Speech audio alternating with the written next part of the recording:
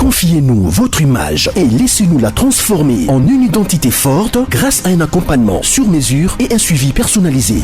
De la communication institutionnelle au marketing politique et commercial, Eshima vous apporte des solutions grâce à une parfaite connaissance des outils de l'information et de la communication. Contact 085 113 44 44 085 113 44 44. Eshima Magazine, un nouveau standard d'information. Zolu kabisa makasi kwa lingete siko babisi na terrain. Maman azote siko babisi action. Maman Mwanza. Action. Azote siko babisi. Merci beaucoup. Siko yo olobini ni kona papa Kim abanda kulukoya. Merci beaucoup papa Kim na pesi binonyo surtout mbote. Alors avant na banda papa il faut Thérèse à la moi au bengi na lumbe likolo boto bote. IDPS viva! Viva! IDPS viva! Viva! IDPS viva! Viva! Viva! Viva! Félix président de la République.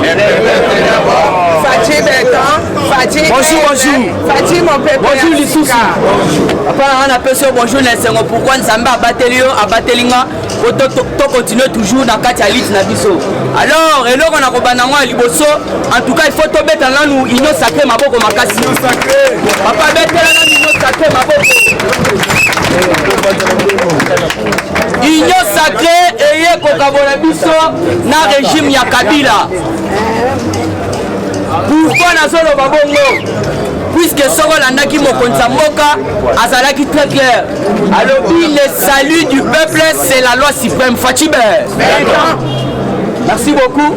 En tout cas il faut landa ba parole Mokonza Mboka Zolo Bayaya. Kanisa bien Fatih alobaki 2020 années d'action. Alors où allons-nous avec na makambo ya action? Puisque ndenge sana to salaki ba élection. Mais comment to salaki élection mais to komi na inyosa. Mais ça politique ya papa Etienne Tshisekedi. Puisque nulle part au monde entier, union sacrée. Yaya, soko yebi angote, talaba signe fort, olive, alignake kiba, osalaba complot balobi yaka, pesa ba pièce d'identité. Okende wapi, ke pesa biso signature ya Fatih Bertrand. Awa kanamba linga kende Lubumbashi boyoka kibino nyonso tout. Toko solo lango. Alors qu'est-ce qui se passe? Bango batali déjà kawe baby. Yango na mona ki ba gouverneur nyonso tout bayaki. Bayaki kana lolenge moko na message moko. Bango balobi nous avons proposé chef de l'État que non va renforcer dialogue. Alors tozebi sa bango ngongesie ke aya zero koyoka. Toujours la carte actualité politique na banya otobengi Chine Rambo interdit de survoler. Voilà. Yaya bato babanda ko benga Fatih Pantin placebo. Tonomaye Elilingi bachasso ebima lelo za kanambe na njili. Il fallait qu'à pour moi mais ba yebiso ko kende te landa bien. Il est interdit à Joseph Kabila de quitter Kinshasa pour Lubumbashi ce samedi. Fatih a refusé d'autoriser les jets privés de Kanambe de faire un déplacement comme c'était c'était samedi de survoler. Donc cela veut dire quoi? Asenga kike akopumboya yo bandai koloba bakokanga yo mkoloni papa mo azalaki awa. Mais il faut tala basine du temps. Na sekaki ya trop pourquoi? Fatih déjà zakangi Kabila. Balobi bo jet privé ata moko te jamais ko pumwa likolo sans signature ya Fatih Bertrand. Depuis qu'il est au pouvoir. Alors Kabila akenda wapi? Asa la prison à ciel ouvert. Asa prison à ciel ouvert. Yango no monaki.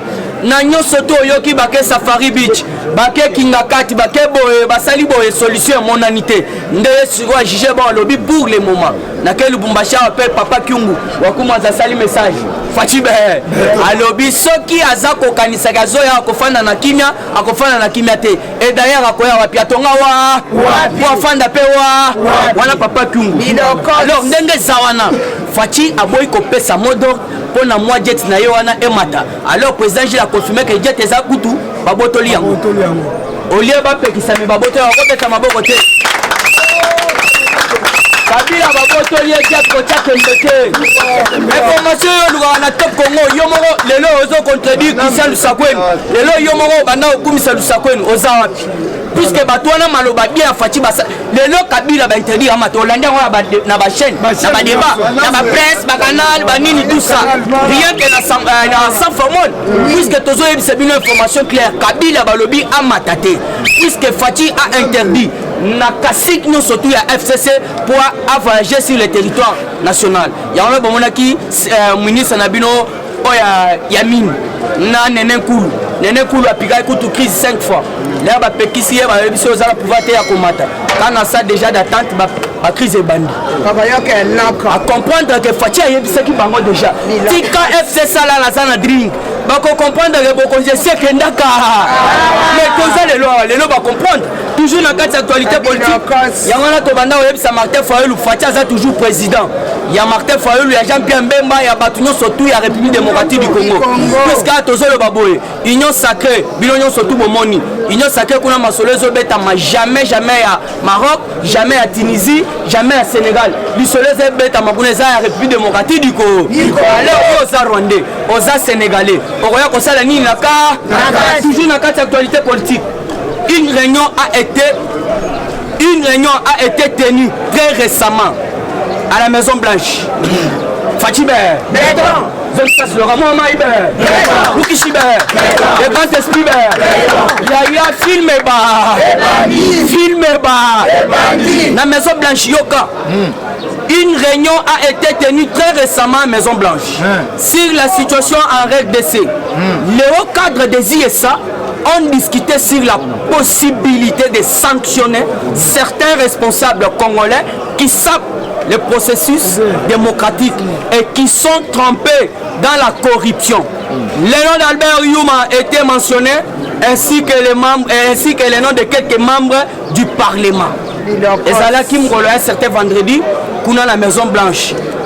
Vu que les politiques sont dans la République démocratique du Congo, ils ont déjà prêt à salir réunion. Alors réunion est à la Kini. Ils déjà prêt à co-sanctionner. Co-sanctionner déjà lobby réunion est à la sur situation de la République démocratique du Congo. Au cas des États-Unis, donc les sénateurs, les décideurs. Alors il faut comprendre que le lobby va sanctionner les responsables congolais qui processus la démocratie. Il y a des choses qui il fallait qu'il alors on a minute au lobby tozo beta kaka combat na kati ya cash donc copie maté ya wana pacha lobby yo bandaki ko saper processus bimaka siliba na so bisabino solo kanam interdit de quitter sur le territoire international. Est-ce que top Congo ebisiongo est-ce que ba média na ba ebisiongo et puis papa ka songo zo sala mabe ozo kanga bana nyonso bazana ba logs mais Kabila mandefo le ki belé azana gilet té vraiment mandefo le ki belé ya salité bozo banga ye kanga ba innocent bozo kanga ba innocent mais mandefo ya Kabila bozo mona ngote voilà bazo s'appelle démocratie na bazo sala corruption Combo etangami makasi na baza cité na corruption et ça Albert Yuma na ba combo ya ba membre sous ya parlement toujours dans quatre actualité politique. Le FCC a envoyé leur mémo auprès des présidents de la République à travers les gouverneurs des provinces plaidant pour un renforcement de la coalition FCC Cash. Le peuple congolais dit non à non. Toboya ceux qui vont qui va député ba gouverneur on est belé ceux que l'annulaire ba bimi o ba pesa ni micro alobaki yango boy alobi to ke ko senga mokonza mboka pour coalition to renforcer yango ezala donc bazongana alors nazo sabino mukontombola lobby l'air est déjà l'heure est grave jana bomona ki bango ekasanji bazo ya yango ekasanji tika ya mukontombola ko pardonner mais na kati ndaku na ye biska moko ezala kana ongo ekasanji aboma batu na katekelai l'air papa mungamba Jonas ayaki pa sengela ye l'air maman bombulu ezalaki Fachi alobi fanda nonye papa Jonas Congoli armoire azui disque acheli alobi yo moko tala bilongo ekasanja sala même Fachi le razo kital awa na kati ya auto bengi campagne na yo mais ngo ekasanja sali ba makamoko grave abengi si ba tu na kati alpa on a pas kabela bango ba 5000 et puis ba tia ba soda partout ba pelisi ba moto ke mais voyez les lots ngo ekasanja ye yo tika na ye Fachi alobi Je viendrai vers vous pour vous annoncer mes décisions qui n'épargneront aucun cas de figure. Tika bango baya bango kasa jibana nyoso tu wana baya. Mengo kasa jibana biso ko yote parce que ça na Chibaou. Aliaki maki na basoso. Chibaou. Toujours na kati actualité politique Holandi chanson ya Tchalamwana. Alors Tchalamwana azamoso ya bima mupepe Fatibe. Ya tika to panza plus que so Holandi chanson na au Silika. Et d'ailleurs pour votre information, Otto Bengi Bill Clinton a Siliki déjà à côté studio pour répondre à Tchalamwana. Tchalamwana a traité mon konzambo le la Satan, le la mon classe a zo quitté papa maître Aida qui est maintenant pour ici papa maître Kabila Zanzambe pour tout ça c'est si alors que ça Tchalamwana kebana. Ça Gilles Couto a aussi fait sa mission information Mukama. Ça bien. Toutes ces chansons et ça le rôle outrage. Malobane alobi Fatia kokende musikate. Et nous surtout à Kosala et ko finir kaka mabe. Alors ndenge applaudir mabe. Asaï déjà outrage. Et puis tozo yebisaye bilakeli na yenyo so mabe ezalaka ke pa na ye boeto boete. Asa mosoyo abimana oto bengi musée Laurent. Abimana musée Laurent. Abimana Kabila. Tikali biso to komelela age. Ba bachaye mabo. Ya wana tolobi asa mosoyo abima mupepe Fatibe. C'était le 20 et c'était à 20h30 là yo zala concentré dans match. Netoyo Koptala Otto Bengi général Faustin Mounene a choisi pour traverser le fleuve Congo à travers Brazzaville et Kinshasa après avoir passé plus de 10 ans à l'extérieur du pays, invité par les chefs de l'État dans le cadre des consultations pendant que ses proches sont arrêtés et jetés en dolo. Fatibe ba proche ya Faustin Mounene o bakima awa na époque musée puisque musée alingaki a tripoté bango puisque bango nde bayana musée alors l'air akenda kuna akima qui ça fait déjà 10 ans ba proche na ye ti lelo bazana ndolo alors il faut comprendre que non Fati a bengisié Faustin Mounene azana parti na ye ezali CPPD alors yende mokozi nango Fati a invité ki yepe aya ba consulter puisque les amasuwa noé toza ko consulter mutu nyonso tout et puis tozo kotisa des personnes ya wana mona ki côté à la muka to pesa ka invitation mi balé koka ki pe nango oto bengi Jean-Pierre Mbemba na Moïse Katumbi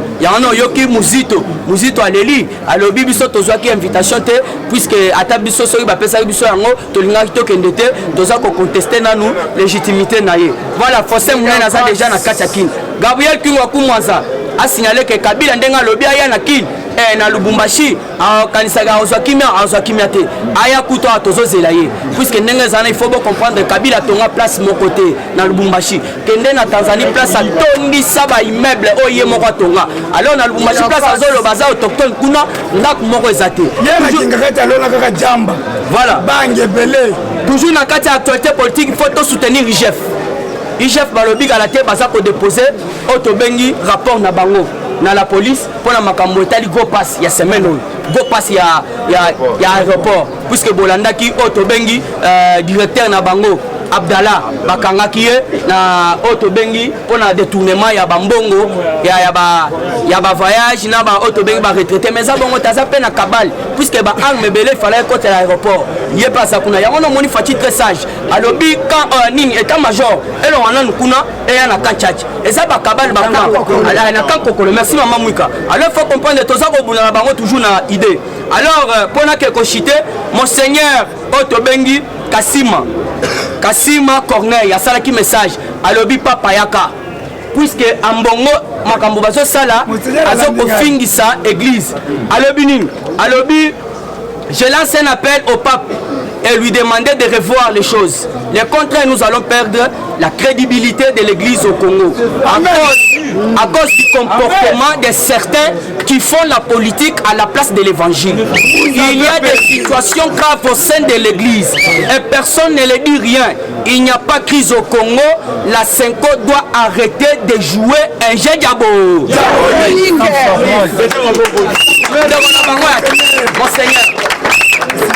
Monseigneur Alobi, pape aya atala batoyo 2021 kolekisa te pape sinon sera yete au contraire crédibilité de l'église catholique et kosila ya wana kolobi esi comment ça fait que mokonzi mboka aza koconsulte yo ambongo soki kokutana na Kabila oke kokutana na Martin Fayulu bato wana babanda koluka Faci a divorcé na bango lelo Faci alobi à la portée de tout le monde boya bomona ndenge nazokata libala ya kindogo bobalana na mwasi aza kobota kutu te boya siko bino sikoyo bokomi kaka lelo boke kuna yango na lobi papa nini oyo makambo ya ndako na ye azokoka kosilisa te mais alingaka ke kosilisa makambo kuna nde makambo ya lobi ezalaki trono yango na lobi la Senko doit arrêter de jouer un jeu diabolique.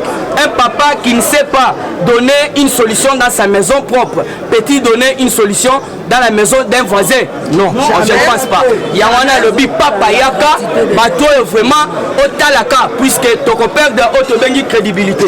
Information c'est avec moi belé menachité wana c'est là angwila aïe honte. Puis à haute bengi il y a pas c'est fort. Non on a 9 puis c'est là à 300 et chité. Ça on mettre la fatigue de temps à beaucoup. Voilà. Toujours la carte actualité politique, l'activité champêtre ezongaki na Bunya. Na Bunya kuna l'activité ya auto bengi ya bilanga ezongaki. Balobi déjà ba maimai balembi. Bakomo tambola changa et puis bazo senga na gouvernement baya kosala processus ya désarmement na Lombangu puisque même bango ba maimai balembi puisque biloko kiti kuna ya eza somo na zongisi malobe kwa ko. Mwana kole ezokota na biso tozolobela bakatolike oyo boyebinga nazalaki sakriste na Lubumbashi na boye mpo na nini okomona tolati tiniki wana na se mutakala yango tobanda koloka Kongo nazorepete naloba nasakola nga naza sakriste na tobanda kolata tiniki wana oyo pembe il faut longola bilamba nyonso mutaka tozoloka mbo. Eshima, votre magazine qui bat au rythme de l'actualité. Retrouvez la nouvelle édition. Exclusivité, alors que la RDC sort progressivement la tête de l'eau après la crise sanitaire Covid-19 ayant fragilisé les économies du monde, Eshima Magazine présente à la une de sa 15e édition la ministre de l'économie nationale, Acacia Bandou Bola, présente son bilan depuis sa prise de fonction. Relance économique, Acacia Bandou Bola Mbongo donne des signaux forts. Baisse des prix des produits pétroliers, maîtrise des prix des denrées alimentaires pendant des temps forts, organisation des marchés populaires afin de soulager les paniers de la ménagère en période de Covid-19, une franche collaboration avec les opérateurs économiques et dotation en équipement de son administration, la ministre de l'économie nationale affiche un bilan éclatant de sa première année de gestion de ses très stratégiques portefeuilles. Eshima Magazine revient sur chaque étape de la vie de la Margaret Thatcher congolaise. Focus, Agnès Moide et la CNSS interpellent les employeurs sur les avantages de l'utilisation de la télédéclaration. Payer l'impôt est un devoir civique. Barnabé Mwakadi Mwamba, directeur général de la DGI, sensibilise les assujettis. Découverte, Jerry Biangani Tampo, l'homme derrière la renommée de l'université chrétienne Cardinal Malula. Dossier Eshima, contentieux électoraux de la poudre aux yeux. Économie, les scandales financiers ont la peau dure en RDC. Interview, Ted Belechai Kassanda, secrétaire exécutif national de la Ligue des jeunes de l'UDPS. Bras de fer entre la CPI et les USA. Fatou Bensouda défie Donald Trump. Retrouvez l'intégralité du magazine Eshima dans les kiosques. Eshima Magazine, un nouveau standard d'information.